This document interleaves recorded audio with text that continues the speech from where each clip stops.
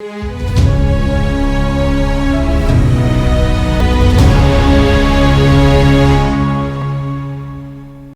दोस्तों, राजनीति की बातों में आपका स्वागत है। मैं हूं आपका दोस्त धर्मेंद्र कंवर। दोस्तों, पॉलिटिक्स ऑफ चौधर की हमारी जो ये सीरीज चल रही है, इस सीरीज में आज का जो वीडियो है वो हरियाणा की एक बहुत ही महत्वपूर्ण सीट है जिसका नाम है फरीदाबाद लोकसभा सीट के चुनावी इतिहास पर आज के वीडियो में हम बात करेंगे। और फरीदाबाद संसदीय क्षेत्र जो छठी लोकसभा हमारी देश की थी, उसके चुनाव में अस्तित्व में आया था और पहली बार 1977 में यहाँ से भारतीय लोकदल यानी जनता पार्टी के धर्मवीर वशिष्ठ सांसद चुने गए थे। उन्होंने निर्दलीय खुर्शीद अहमद जी को हराया था। कांग्रेस के तैयब हुसैन जी तीसरे नंबर पर रहे थे। इसके बाद 1980 में अगला चुनाव होता है और कांग्रेस के तैयब हुसैन जी ने खुर्शीद अहमद जी को हराया, लेकिन जीत का अंतर 158 वोट था केवल। जनता पार्टी एस के धर्मवीर वशिष्ठ तीसरे नंबर पर रहे थे।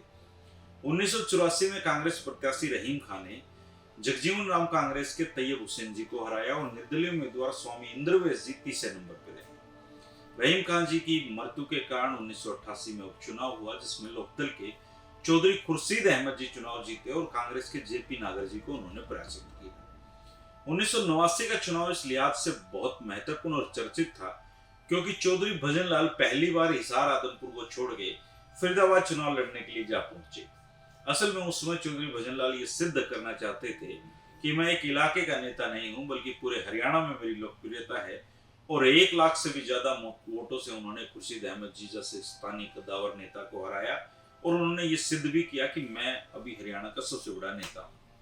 1991 से 2005 तक कुल 6 चुनाव में 3 बार कांग्रेस के अवतार सिंह भड़ाना जीते और 3 बार भाजपा के रामचंद्र सिंह बैंदा जी जीते।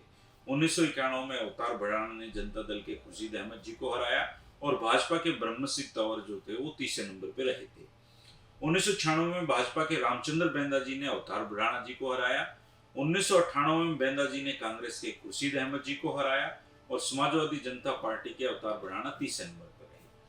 1999 में रामचंद्र बैंदा जी तीसरी बार यहाँ से सांसद बने और उन्होंने कांग्रेस के साकिर हुसैन जी को हराया।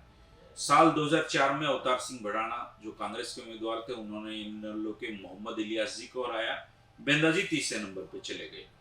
2009 में अवतार भड़ाना जी ने इस सीट पर जो कांग्रेस का कब्जा बरकरार रखा और बैंदा जी उनसे सीधी लड़ाई में हार गए। बहुजन समाज पार्टी के और मशहूर क्रिकेट खिलाड़ी चेतन शर्मा जी तीसरे नंबर पर रहे।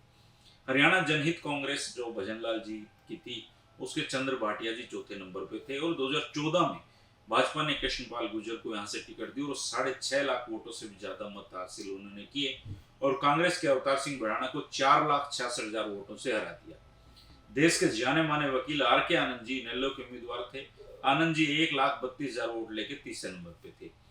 साल 2019 में भाजपा ने कृष्णपाल गुर्जर जी को फिर से टिकट दी और इस बार उनके सामने कांग्रेस के अवतार सिंह भड़ाना थे और परिणाम फिर से गुर्जर के पक्ष में गए और उन्होंने अवतार सिंह भड़ाना जी को फिर से हराया।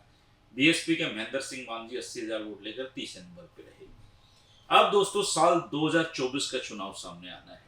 बड़ा सवाल यह है कि भाजपा ने जो नया फार्मूला दिया है, उस फार्मूले में क्या कृष्णपाल गुर्जर जी की टिकट कट जाएगी? अगर उनकी टिकट कटती है तो भाजपा किस नए कैंडिडेट को यहाँ से चुनावी मैदान में उतारेगी? अगर नया कैंडिडेट चुनाव मैदान में उतरता है तो फरीदाबाद के चुनावी परिणाम क्या होंगे? फरीदाबाद में 2024 की जो जंग है लोकसभा की, वो कौन नेता जीतने में सक्षम है? आप जरूर अपने अनुमान कमेंट करके बताना दोस्तों, क्योंकि अगर आप जो फरीदाबाद लोकसभा क्षेत्र की समझ रखते हैं वो सारे लोग कमेंट करते हैं तो हमें अनुमान लगाने में मदद मिलेगी कि फरीदाबाद में किसकी हवा बह रही है। मैं आपके कमेंट का इंतजार करूंगा। फरीदाबाद लोकसभा की ये कहानी थी। अब अगले जो 10 दिन हैं, 10 वीडियो अगले जो आएंगे, वो फरीदाबाद जो लोकसभा क्षेत्र के फिर जो एक फरीदाबाद हो गया, अब फरीदाबाद के जो विधानसभा क्षेत्र हैं 9 जो संसदीय क्षेत्रों में पड़ते हैं, उन 9 की कहानी एक एक करके मैं आपके सामने लाऊंगा। 3 बजे राजनीति की बातों में हमारी जो मित्रता है वो हमेशा बनी रहेगी। शुक्रिया आपका। नमस्कार।